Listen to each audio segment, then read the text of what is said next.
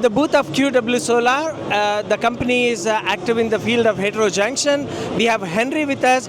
So Henry, please tell us some background, like what is your capacity and most important points about your company. Okay, thanks for the interview. Our company was founded in 2002, and our capacity is 27 gigawatts, including the module manufacturing, solar manufacturing, and wafer manufacturing. All right, I'll start from this one. You can see the size. The size of this one is like 2,384 millimeter, and this size is most popular. And many other suppliers also have this size of the module. And you can see the maximum power output is 750 watts. And the technology we are using is HAT. HAT is more advanced than TOPCon and PERC.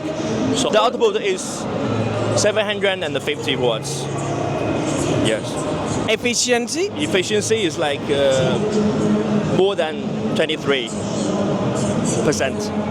And what is your capacity for heterojunction? You mean the module? The module we have like 12 gigawatts.